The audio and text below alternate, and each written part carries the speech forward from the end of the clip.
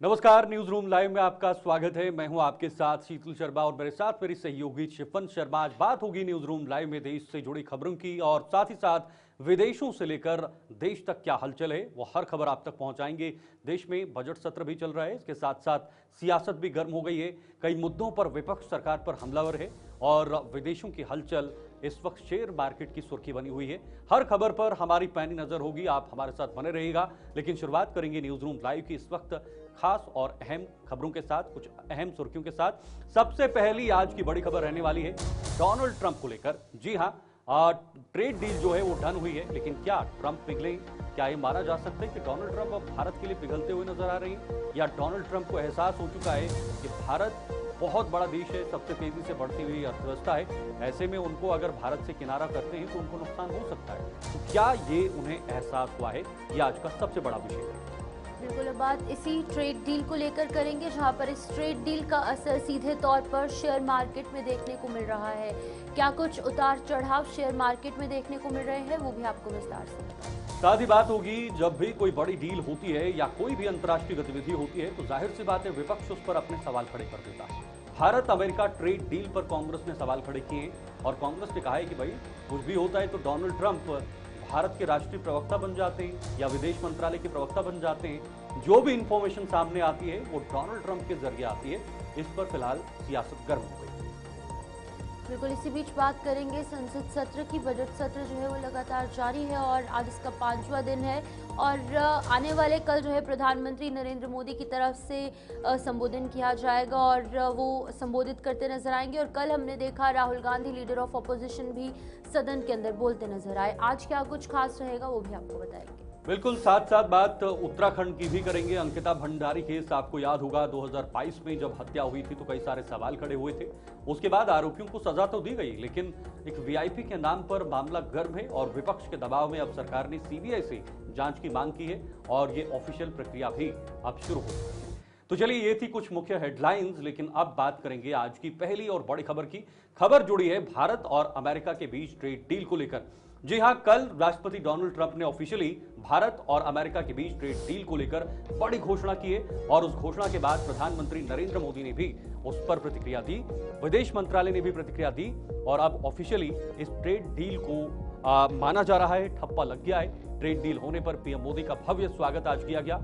NDA की संसदीय meeting में अभिनंदन किया गया, क्योंकि सत्र से पहले एक संसदीय मीटिंग हुई जिसमें तमाम एनडीए के चेहरे और सदस्य वहां पर मौजूद रहे। उन्होंने पीएम मोदी का आभार जताया और कहा कि ये एक सशक्त, कुशल जो नेतृत्व है या कुशल जो कूटनीति है उसी का आज परिणाम सामने आए हैं। अमेरिका ने भारत के साथ खेलने की कोशिश की और इतिहास में भी ऐसे कई बार देखा गया है, जब भारत तेजी से बढ़ता है या भारत में कोई तरक्की होती है, डेवलपमेंट होती है, भारत की अर्थव्यवस्था मजबूत होने की तरफ चलती है, या भारत को अगर पॉलिटिकल लीडरशिप कोई मजबूत मिलता है, राजनीतिक नेतृत्व मजबूत मिलता है, तो अमेरिका की तरफ से कई बार अड़ंगा लगाया गया और कई बार इतिहास आप खंगालिएगा, भारत को जो है वो कम आंकने की कोशिश की गई। ऐसे में इस वक्त भारत सबसे तेजी से बढ़ती हुई अर्थव्यवस्था भी है। उस बीच अमेरिका ने या डोनाल्ड ट्रंप कहें तो उन्होंने स्पेसिफिकली भारत को काफी ज्यादा निशाने पर लिया, टैरिफ लगाया, 50% किया और उसके साथ साथ कई सारे आरोप भी लगाए। भारत पाकिस्तान युद्ध के बीच को लेकर भी उन्होंने जानकारी दी। इसके साथ साथ अब ट्रेड डील को लेकर भी उन्होंने जानकारी दी। हालांकि ये ट्रेड डील क्या कुछ संकेत लेकर आती है, ये साल 2025 में होनी थी, 5 साल का लक्ष्य, $500 बिलियन की ये ट्रेड डील भारत अमेरिका के बीच होनी थी, लेकिन टैरिफ के बीच नहीं हो पाया और एक लंबे इंतजार के बाद, लंबे संघर्ष के बाद, आपसी बातचीत के बाद ये ट्रेड डील संपन्न हुई है, यानी इस पर ठप्पा लग गया है। लेकिन सवाल अब भी वही है कि ट्रेड डील तो हुई, लेकिन ये कब तक होगी? डोनाल्ड ट्रंप का रवैया आगे क्या होगा? क्या बदलेगा या फिर इस पर कायम रहेंगे? ये सबसे बड़ा सवाल है। बिल्कुल, आपको बता दें कि यहाँ पर लगातार भारत और अमेरिका के बीच में लंबे समय से ट्रेड डील का इंतजार था। अब वो जो है वो होने जा रही है। इसको लेकर प्रधानमंत्री नरेंद्र मोदी की तरफ से अपने ऑफिशियल एक्स अकाउंट पर पोस्ट किया गया। उन्होंने लिखा कि आज अपने प्यारे दोस्त राष्ट्रपति डोनाल्ड ट्रंप से बात करके बहुत अच्छा लगा। खुशी है कि अब मेड इन इंडिया प्रोजेक्ट्स पर टैरिफ 18% कम हो जाएगा। इस शानदार घोषणा के लिए भारत के 1.4 अरब लोगों की तरफ से राष्ट्रपति ट्रंप को बहुत बहुत धन्यवाद। जब दो बड़ी अर्थव्यवस्थाएं और दुनिया के सबसे बड़े लोकतंत्र एक साथ काम करते हैं तो इससे हमारे लोगों को फायदा होता है और आपसी फायदे वाले सहयोग के लिए बहुत सारे मौके खुलते हैं। वैश्विक शांति, स्थिरता और समृद्धि के लिए राष्ट्रपति ट्रंप का नेतृत्व बहुत जरूरी है। भारत शांति के लिए उनके प्रयासों का पूरा समर्थन करता है। मैं अपनी पार्टनरशिप को नई ऊंचाइयों पर ले जाने के लिए उनके साथ मिलकर काम करने के लिए उत्सुक हूं। ये कहना है प्रधानमंत्री नरेंद्र मोदी का जब उनकी बात डोनाल्ड ट्रंप के साथ हुई। और अब ये ट्रेड डील जो है भारत और अमेरिका के बीच में होने जा रही है। ये ट्रेड डील पर पीएम मोदी ने जो है वो भव्य स्वागत किया है।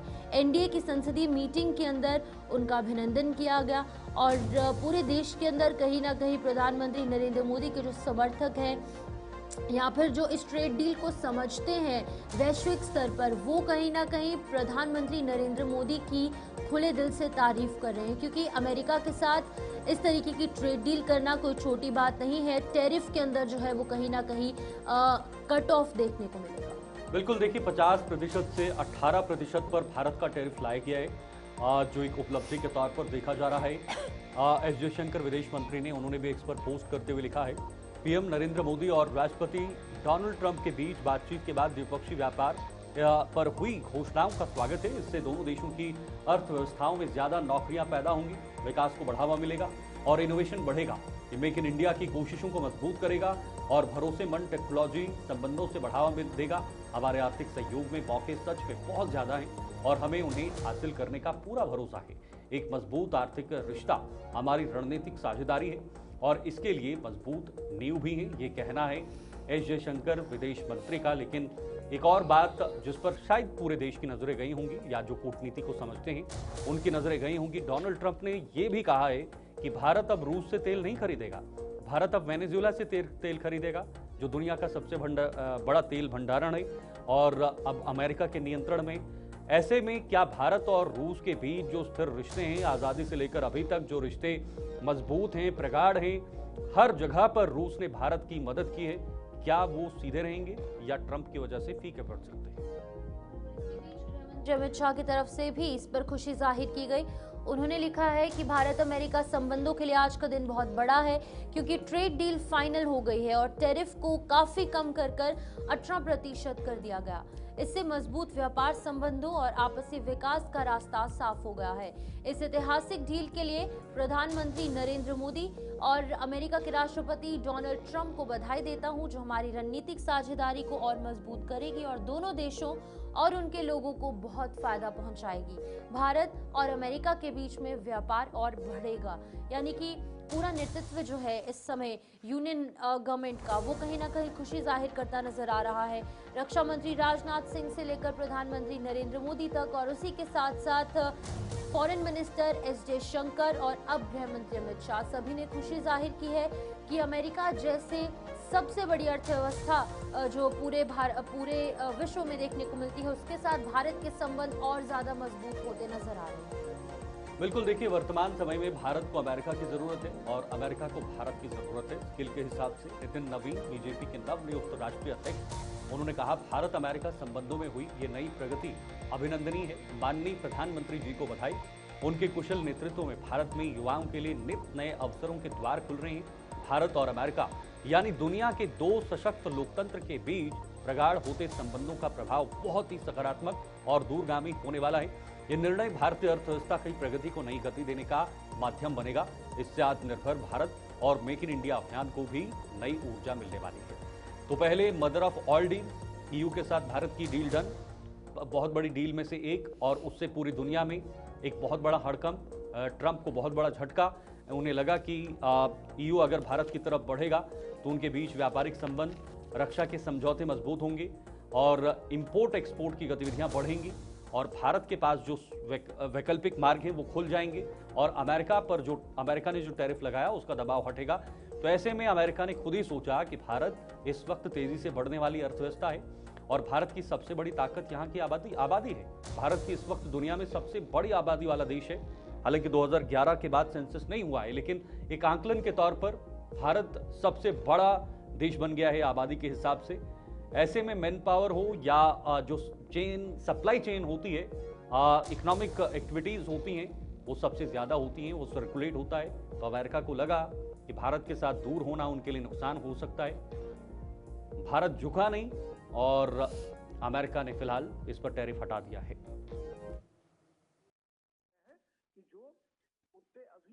The breakthrough between the US and India talks yesterday is historic.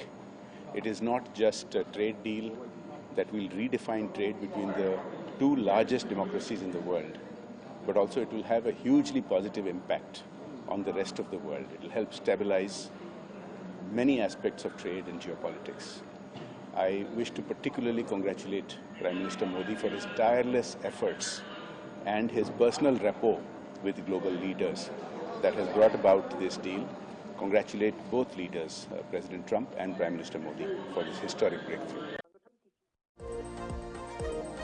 चलिए एक और बड़ी खबर, लोकसभा की कार्रवाई शुरू होते ही स्थगित हो गई है और आपको बता दें कि विपक्ष के सांसदों ने जमकर हंगामा काटना शुरू कर दिया, जिसके चलते की कार्यवाही फिलहाल स्थगित कर दी गई है। आज 5वां दिन और 12 बजे तक सदन की कार्यवाही स्थगित कर दी गई है। आपको बता दें कि अभी लगभग 40 मिनट के बाद एक बार फिर से कार्रवाई शुरू हो जाएगी, लेकिन जहां पर एक तरफ राज्यसभा की कार्रवाई जारी है, वहीं दूसरी तरफ लोकसभा की कार्रवाई 12 बजे तक स्थगित कर दी गई है। देखिए जैसे ही ये कार्रवाई शुरू हुई, 11 बजे के बीच में जो है 11 बजे के आसपास ये कार्रवाई शुरू होती है और उसके चलते इंस्टेंटली जो सांसद, जो विपक्षी दलों के सांसद थे, उन्होंने हंगामा काटना शुरू कर दिया। अब मुद्दे बहुत ज़्यादा हैं, SIR, VBG राम जी, मनरेगा जिसका कि नाम बदलकर VBG राम जी किया गया है और अन्य बहुत सारी ऐसी चीज़ें हैं जिनको लेकर कि सांसदों की तरफ से हंगामा काटा गया और अभी फिलहाल कार्रवाई 12 बजे तक स्थगित कर दी गई है। बिल्कुल, देखिए विपक्ष की तरफ से लगातार कई मुद्दे हैं। ये मुद्दे तो पहले से उठाए गए हैं, लेकिन कुछ और नए मुद्दे हैं जिन्होंने संसद के अंदर ही जन्म लिया है। कल आपने देखा राहुल गांधी के भाषण के बाद एक नया मुद्दा सामने आया और वो मुद्दा 2020 से चीन से जुड़ा हुआ है। पूर्व आर्मी के अधिकारी जिन्होंने एक किताब लिखी है और इस किताब में उन्होंने गलवान घाटी का जिक्र किया है। उसमें उन्होंने कहा है जो कथित तौर पर आरोप लगाए गए हैं, हालांकि किताब अभी प्रकाशित नहीं हुई है, किताब का कोई सबूत नहीं है और क्या किताब में लिखा है क्या नहीं है। राहुल गांधी के मुताबिक ये कहा जा रहा है कि उस किताब में कहा गया है नरवणे की तरफ से कि हमने जब कोशिश की चीन की तरफ बढ़ने की या चीन जब हमारी तरफ आ रहा था तो हमारे हाथ बंधे हुए थे, हमें जवाब के लिए आदेश नहीं दिया गया। उन्होंने कई बार रक्षा मंत्री के साथ संपर्क किया लेकिन उसके बाद भी आदेश नहीं मिला। ये कथित तौर पर राहुल गांधी की तरफ से आरोप लगाया गया। उसके बाद उनका कहना है कि संसद में हंगामा हुआ और उनकी माइक बंद कर दिए गए, उन्हें बोलने नहीं दिया गया। एक बहुत बड़े इश्यू के तौर पर इसको बनाया गया। इसके अलावा राज्यसभा सांसद संजय सिंह ने एक बहुत बड़ा मुद्दा उठाया जो इस वक्त पूरी दुनिया में गूंज रहा है। सोशल मीडिया पर अलग अलग प्रतिक्रियाएं इस पर हो रही हैं। पीएम मोदी का नाम भी उसमें आया है और अब वो नाम कहां तक उस नाम के पीछे की गहराई क्या है, क्या वो सिर्फ शब्दों तक उसे समेटा गया है या फिर कोई गहराई है, ये तो जांच का विषय है, लेकिन उसको भी पटल पर रखा गया। यही वजह है कि जबरदस्त हंगामा देखने को मिल रहा है। ताबिश कमाल लगातार नजर बनाए हुए हैं, हमारे संवाददाता दिल्ली से। ताबिश, आप लगातार नजर बनाए हुए हैं, लेकिन फिर से हैरानी की बात है कि 15 मिनट ही ऐसा लग रहा है कि लोकसभा की कार्यवाही चली है आज की।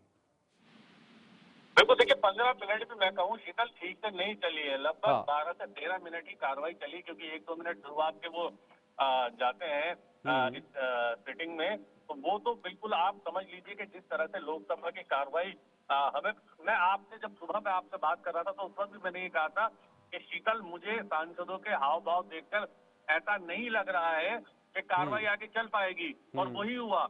जैसे ही कार्रवाई शुरू होती है वैसे ही हंगामा शुरू होता है और मजबूरन स्पीकर को 12 बजे तक के लिए कार्रवाई स्थगित करनी पड़ती है। देखिए बार बार सदन की कार्रवाई स्थगित हो रही है, सदन बार बार बाधित हो रहा है।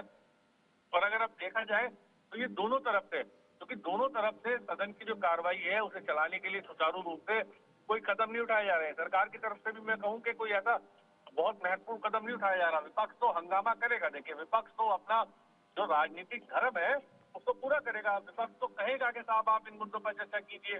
विपक्ष तो अपना जो उसका राजनीतिक हथियार है वो हंगामा है, तो इसलिए विपक्ष को तो वो करना है और उन मुद्दों पर चर्चा करनी है जिन पर सरकार चर्चा चाहती ही नहीं है। और ऐसे ही दोबारा फिर जैसे ही सदन शुरू होता है तो हम देखते हैं कि सदन में जो सांसद हैं, वो तमाम जो मेंबर ऑफ पार्लियामेंट हैं, वो नारेबाजी करने लगते हैं। बल्कि कल तो मैंने देखा था कल्याण बैनर्जी वेल तक आ गए थे, टीएमसी के जो सांसद हैं। तो ऐसे में जब आप वेल तक आ जाएंगे, जब आगे आप स्पीकर की चेयर तक आ जाएंगे, तो कैसे सदन की कार्रवाई चलेगी? तो वही आज हुआ, जैसी कार्रवाई शुरू होती है वैसी हंगामा शुरू हो जाता है और सदन को स्थगित करना पड़ता है।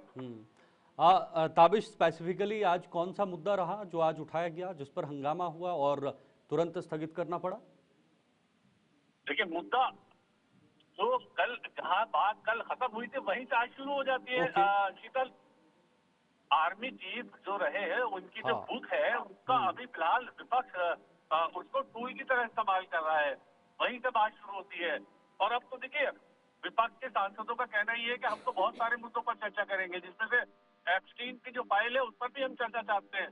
सरकार जवाब दे। विडंबना ये है कि अगर अभी तक किताब सामने नहीं आई है तो फिर वो बातें सामने कैसे आई हैं, कहां से उनका जिक्र हुआ है? देखिए, जो किताब सामने नहीं आई है, जो पिछले 2 साल से पब्लिशिंग के लिए अटकी हुई है, उस पर राहुल गांधी कह रहे हैं कि ये जो पॉइंट्स हैं ये एक आर्टिकल के माध्यम से मिले हैं। एक आर्टिकल छपा है किसी मैगजीन में जिसमें उस आर्टिकल का बाकायदा रेफरेंस दिया गया है कि आर्मी के वो अधिकारी नरवणे जिनकी ये किताब है, जो खुद कह रहे हैं कि मेरी किताब को 2 साल से एमओडी यानी मिनिस्ट्री ऑफ डिफेंस 2 साल से क्लियरेंस नहीं दे रहा है। ठीक है, और उस किताब का छपना जरूरी है और इसीलिए हंगामा लगातार हो रहा है। चलिए ठीक है ताबिश, बहुत बहुत शुक्रिया। उम्मीद है कि 12 बजे फिर से ये कार्यवाही शुरू होगी और उसके बाद कोई ना कोई पॉजिटिव रिस्पांस सामने आएगा, लेकिन उम्मीदें काफ़ी मुश्किल हैं। ये देखना कि भाई दोबारा से संसद सुचारू रूप से चल पाए। तो संसद तो अभी फिलहाल स्थगित है, लेकिन जम्मू कश्मीर में विधानसभा की कार्यवाही चल रही है। आइए आपको सीधे लिए चलते हैं। Constituency wise medical blocks are for increasing the number of medical blocks to 8 corresponding to the 8 assembly constituencies of the district Srinagar. This is because the existing healthcare delivery mechanism in the district is being adequately supported by the presence of premier, tertiary and secondary healthcare institutions including Government Medical College Srinagar, Gausia Hospital, Sikkimus Sora, SMHS Hospital, JLMN Hospital, Sikkimus Bemna, which significantly enhance patient care services and helps in managing the patient service load across the district.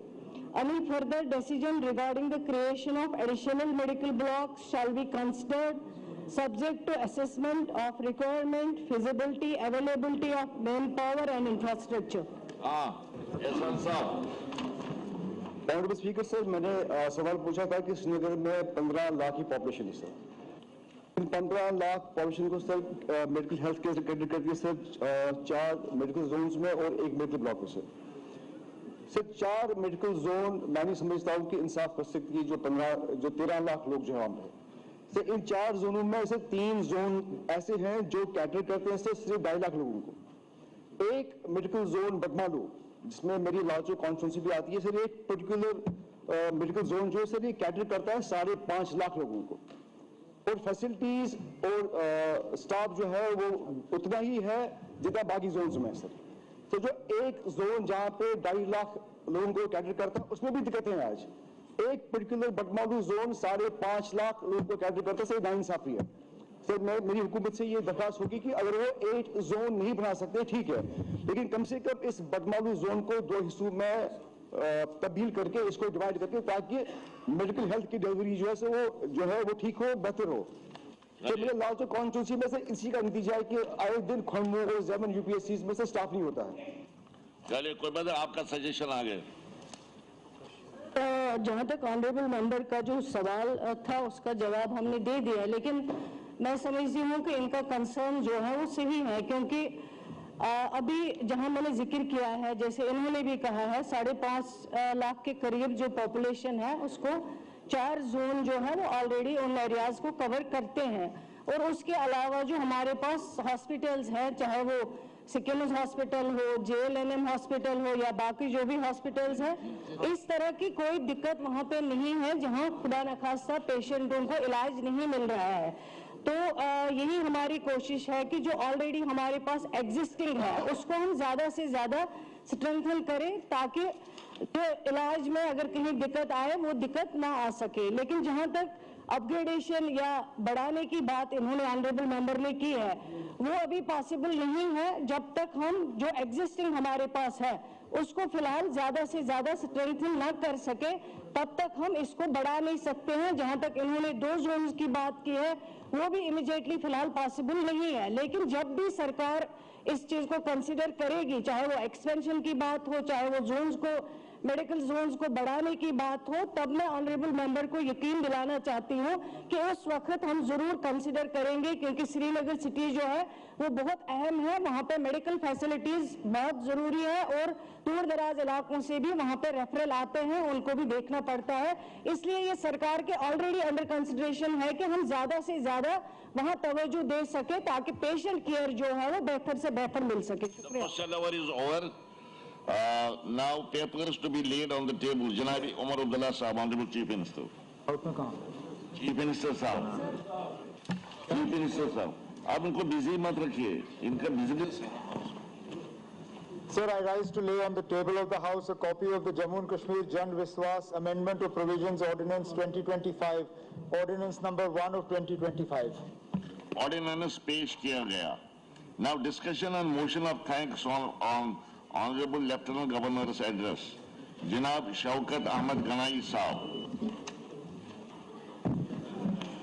Sir, I rise to move the motion that an address be presented to the Honorable Lieutenant Governor in the following terms: that the members of the Jammu and Kashmir Legislative Assembly assembled in the session are deeply grateful to the Honorable Lieutenant Governor of Jammu and Kashmir for the address which he has been pleased to deliver on February 2nd, 2026 in Legislative Assembly at Jammu.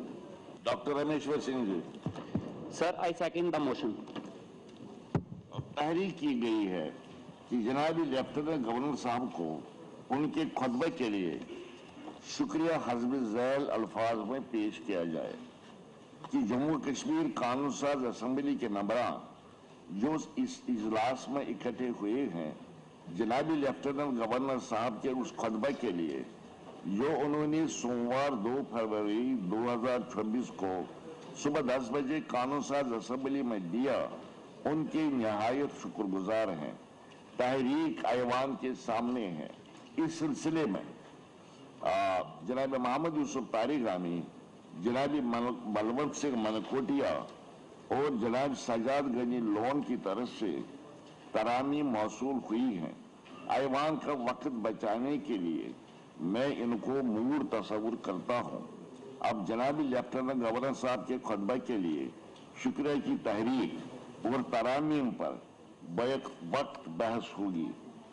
इससे पहले कि ऐवान शुक्रिया की तहरीक पर बहस शुरू करे, मैं ऑनरेबल मेंबरान की तवज्जो वक्त की तरफ दिलाना चाहता हूँ कि 3 दिनों में शुक्रिया की तहरीक पर जितना वक्त हमारे पास मयसर है, उस हिसाब से हर एक मेंबर के पास बोलने के लिए तकरीबन 8 मिनट हैं। ऑनरेबल चीफ मिनिस्टर साहब 5 फरवरी को बहस का जवाब 3 बजे दे देंगे। इस हिसाब से मैंने मुख्तलिफ पार्टियों के लिए वक्त की अलाटमेंट यूं की है। NC 341 minute, BJP 241 minute, Congress 50 minute, PDP 33 minute, CPIM 8 minute, others में ये जो इंडिपेंडेंट्स वगैरह आते हैं 67 मिनट्स। मैं तमाम पार्टीज के चीफ व्हिप से गुजारिश करूंगा और लीडर से गुजारिश करूंगा पर्टिकुलरली कि बहस शुरू हर दिन जब बहस शुरू होगी उससे पहले अपने बोलने वालों की लिस्ट मुझ तक पहुंचाए। मगर टाइम का तकसीम आपको खुद करना है। जो मैंने टाइम बताया, इतना टाइम है, उस हिसाब से आप खुद तकसीम करें। ये नहीं कि कोई 30 मिनट बोलेगा फिर दूसरे के लिए 2 मिनट भी नहीं रहेंगे, वो अच्छी बात है। वो आपको ही फैसला करना, मुझे नहीं। अगर किसी को ज्यादा टाइम देना चाहते दीजिए, मुझे कोई परेशानी नहीं है उसमें। एक तो वो दे दीजिए और वेल कंसिडर्ड लिस्ट। ये नहीं कि लिस्ट देते हैं उसके बाद फिर स्लिपर्स आते हैं, आप इसको भी अकोमोडेट करो उसको, वो that is impossible. Presiding officer के लिए बहुत मुश्किल होता है। लिस्ट दे दी सुबह, बस उसको फाइनलाइज किया आपने, दूसरे दिन बाकी, या दूसरे दिन के हमने आप 2 सर्टिफिकेट्स रखी है, आपको भरपूर टाइम मिलेगा, उसमें कोई दिक्कत नहीं है। तो टाइम लिस्ट दे दी, वही फाइनल मैं करूंगा। उसके बाद बीच में शिल्प्स आते हैं, मैं उनको एंटरटेन नहीं करूंगा इन शिल्प्स को। अब जनाबी आपने एक्सेप्ट नहीं की है, रिजेक्ट की है क्या इम्पोर्टेंट है, वो मैं बताऊंगा। वो तो आपके और मेरे दरमियान है ना, आप मेरे पास आई, मैं बताऊंगा। मैंने एडमिट नहीं की सर, पब्लिक मैटर है सर, यहाँ बोलिए सबके सामने, आपने क्यों नहीं एक्सेप्ट की है सर? 370 की स्टेटहुड की आपने रिजेक्ट की है, रिजर्वेशंस की आपने रिजेक्ट की है। देखिए ना, मैं आपको बताऊंगा। जहां तक स्पेशल पोजीशन का ताल्लुक है, इसी हाउस ने यहाँ पर एक रेजोल्यूशन पास किया पहले ही दिन जब इसकी सिटिंग यहाँ पर हो गई। आप उस पर रूल्स में बताया गया है कि जिस चीज को आपने पहले ही डिस्कस किया हो या जिसके बारे में हाउस ने पहले ही फैसला लिया हो, उसको आप दोबारा नहीं ला सकते। इसलिए मैंने उसको नहीं लाया। और क्या था दूसरा? स्टेटहुड तो इस सरकार को तो नहीं देना है ना।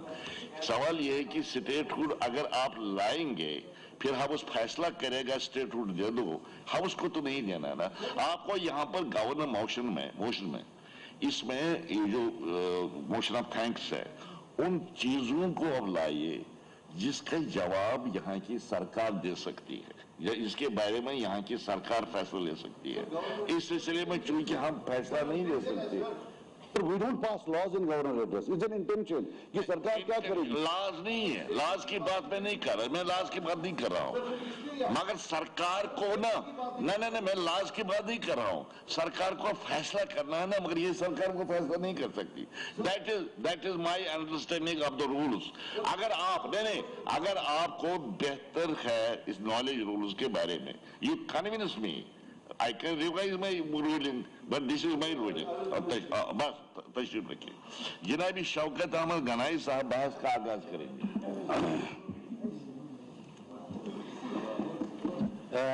शुक्रिया स्पीकर सर, शुक्रिया। सबसे पहले सर, मैं अपनी तरफ से जो नए ऑनरेबल मेंबर्स यहाँ पे आए हैं, चुनकर दिव्या जी और अपने मुंतजिर सईद दिव्यानी जी और आगा मुंतजिर साहब, तो पहले सबसे पहले इनको मैं मुबारकबाद देना चाहूँगा और उसके बाद अपने एक साथी को मैं उसको भी याद करना चाहूँगा आज के इस मौके पर, मेराज मलिक साहब को, और जो इस वक्त जो भी 1 लाख लोगों को रिप्रेजेंट करता है और कॉन्स्टिट्यूंसी के लोगों ने उसको वोट दिया है यहाँ पे अपनी बात रखने के लिए।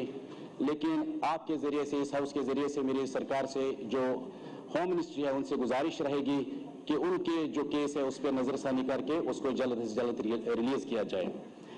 सर, स्पीकर सर, मैं मोअज़्ज़ज़ एलजी के खुतबे पर शुक्रिया की तहरीक पेश करने के लिए खड़ा हुआ हूँ। आज हम 2026 इस बजट सेशन के लिए यहाँ जमा हुए हैं। यह हमारा दूसरा बजट सेशन है, लेकिन गवर्नर एड्रेस तीसरा है। और तो हम सिर्फ पॉलिसियों पर यहाँ पे बहस नहीं कर रहे, बल्कि हम जमहूरियत के इस ऐवान में अवाम की आवाज़ को वापस ला रहे हैं और इस अवाम की आवाज़ को हम गवाह बन रहे हैं।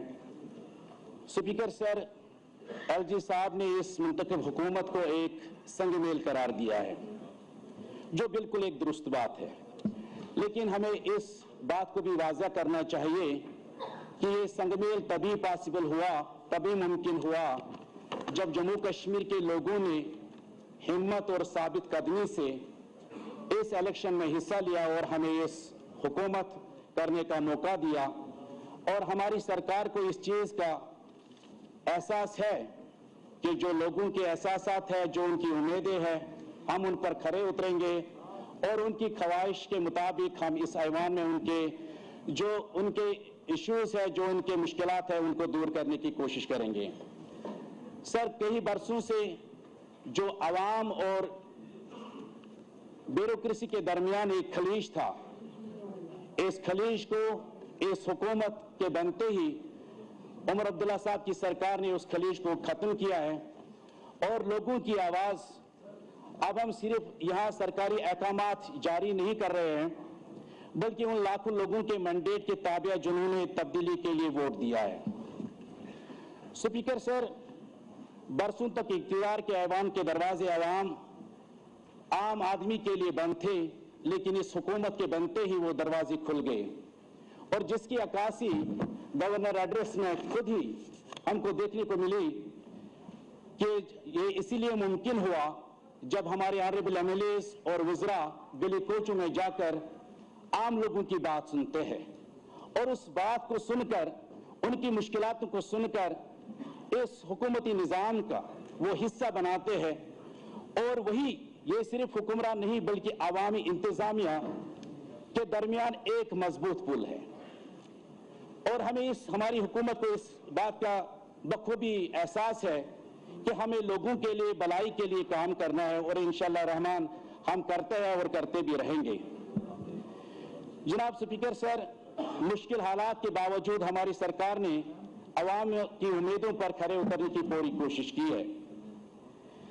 हमें 14 महीने हो गए और 14 महीनों में अगर हम देखेंगे जनाब, मुश्किल हालात के बावजूद भी, चाहे हमारे मैनिफेस्टो की बात करें या हमारे ऑनरेबल मिनिस्टर जो यहाँ पे बैठे हैं उनकी कारकर्दगी की बात करें, इसमें कोई शक नहीं है कि उन्होंने दिन रात मेहनत करके एक ऐसा निजाम कायम करने की कोशिश की है जिससे आम लोगों को फायदा हो। सर, हम जानते हैं कि मुश्किल हालात है और जिसकी सदारत आज इस हुकूमत की सदारत जो उमर अब्दुल्ला साहब कर रहे हैं, इनके लिए, इनके खानदान के लिए आज पहली बार नहीं है। सर, हम इस चीज को नहीं भूल सकते कि शेर कश्मीर शेख मोहम्मद अब्दुल्ला साहब 1975 में जब वो जेल से बाहर निकले और हुकूमत बनाई तो बड़े ख्वाब देखने वालों ने एतमाद करके उस हुकूमत को गिराया, लेकिन 77 के इलेक्शन में शेर कश्मीर शेख मोहम्मद अब्दुल्ला ने आवाम के पास जाकर एक बहुत बड़ा मैंडेट हासिल किया और आज उस मैंडेट जो फिर उस कारनामे जो हमारे बानी शेर कश्मीर शेख मोहम्मद अब्दुल्ला के कारनामे हैं, आज भी चाहे इस साइड के लोग बैठे हो या इस साइड के लोग बैठे हो, शेर कश्मीर के कारनामों की जिक्र जरूर होती है। चाहे हम लैंड टू टेलोरस की बात करें, एक अच्छा तालीमी निजाम की बात करें और उसके बाद सर फारूक अब्दुल्ला साहब की सरकार जब 89 में हालात खराब हुए, 89 हालात खराब होने के बाद 96 में जब सर फारूक अब्दुल्ला साहब ने सरकार संभाली और इसी तरह से जिस तरह आज इस रियासत का तहस नहस किया गया, इसी तरह उस वक्त हालात की वजह से कोई पुल नहीं था, कोई स्कूल बिल्डिंग नहीं थी, कोई कुछ नहीं था और कोई सुनने वाला नहीं था, लेकिन उस वक्त भी उन मुश्किल हालात को देखकर जम्मू कश्मीर नेशनल कॉन्फ्रेंस के प्रेसिडेंट जनाब डॉक्टर फारूक अब्दुल्ला साहब मैदान में आए और मैदान में आकर लोगों के मुश्किलातों का अजाला करने के लिए इलेक्शन लड़े और जो उन्होंने काम किए, आप भी उस सरकार का हिस्सा थे और मुझे नहीं लगता कि अभी तक जितने पुल, जितने स्कूल बिल्डिंग्स, जितने गवर्नमेंट इंफ्रास्ट्रक्चर उस दौर में हुआ शायद ही कभी हुआ। और इसी तरह सर आज जब 2009 से 2014 तक उमर अब्दुल्ला साहब ने सरकार की, जब ये चीफ मिनिस्टर थे और इसने बहुत सारे ऐसे कवानीन जो लोगों के हक में थे, पब्लिक सर्विस गारंटी एक्ट की अगर हम बात करें, इसी तरह से राइट टू इंफॉर्मेशन एक्ट की अगर हम बात करें, वो उमर अब्दुल्ला साहब के लोगों, आम लोगों की के लिए एक दिन थी। लेकिन सर 2014 के इलेक्शन के बाद जब दूसरी जमातों ने हुकूमत की, जो लोगों के साथ उन्होंने वादे किए, उन वादों को उन्होंने बलाई तक रखकर इस जम्मू कश्मीर के रियासत का जो आज हम स्टेटहुड के हवाले से बात कर रहे हैं, बाकी चीजों के हवाले से बात कर रहे हैं, लेकिन उनको भी सोचना चाहिए कि उसके जिम्मेदार कौन लोग हैं। और सर इसीलिए मैंने कहा कि ये उमर अब्दुल्ला साहब के लिए कोई नई बात नहीं है। इनके दादाजी शेर कश्मीर शेख मोहम्मद अब्दुल्ला ने जम्मू कश्मीर के लोगों को मुश्किल हालात से निकाला। उसके बाद डॉक्टर फारूक अब्दुल्ला साहब ने जम्मू कश्मीर के लोगों को मुश्किल दौर से निकाला। और मैं उम्मीद करता हूं और अल्लाह ताला से दुआ मांगता हूं कि इसी तरह से हमारे ऑनरेबल चीफ मिनिस्टर जनाब उमर अब्दुल्ला साहब को अल्लाह ताकत बख्शे और जो आज मुश्किल दौर है उस दौर से भी जम्मू कश्मीर के लोगों को ये बाहर निकालेंगे। और सर हमारी सरकार ने, अगर हम सरकार की बात करें सर, हमारी सरकार ने सबसे पहले जो काम किया है, एक तारीखी काम किया है कि जो तालीमी सेशन का पुराना निजाम जो नवंबर दिसंबर सेशन था उसको रिवर्स करके जो लाखों लोगों, जो तलबा, जो पेरेंट्स। तो आप जम्मू कश्मीर विधानसभा की ये कार्यवाही देख रहे थे। कार्यवाही फिलहाल लगातार जारी है और सवाल जवाब का विषय भी हो रहा है। फिलहाल न्यूज रूम लाइव में अभी के लिए इतना ही। वक्त एक ब्रेक का है, बने रहिए हमारे साथ, खबरों का सिलसिला जारी है।